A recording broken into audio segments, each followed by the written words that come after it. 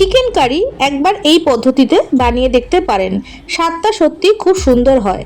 তার জন্য প্রথমেই আমি একটা কড়াইতে সর্ষের তেল গরম করে তাতে আলুগুলোকে ভালো করে নুন হলুদ দিয়ে ভেজে নেব। এবার ওই একই কড়াইতে চিকেনটাকেও ভালো করে ভেজে নেব।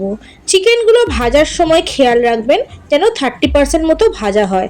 তারপর ওই তেলে গোটা গরম মশলা ফোড়ন দিয়ে তাতে কুচনো পেঁয়াজ দিয়ে লাল লাল করে ভেজে নিলাম।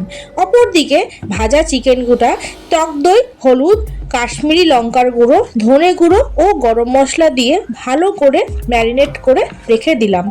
তারপর কড়াইতে দিয়ে দিলাম আদা রসুনের পেস্ট, ভালো করে ভাজা ভাজা করে দিয়ে তাতে দিয়ে দিলাম টমেটো কুচি।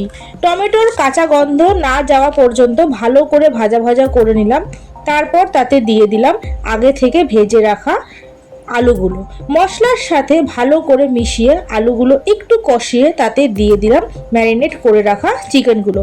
তারপর তাতে অল্প একটু জল দিয়ে ভালো করে চিকেনের সাথে আরও কিছুক্ষণ কষিয়ে নিয়ে নামিয়ে নিলাম। ব্যাস, আমাদের চিকেন কারি রেডি।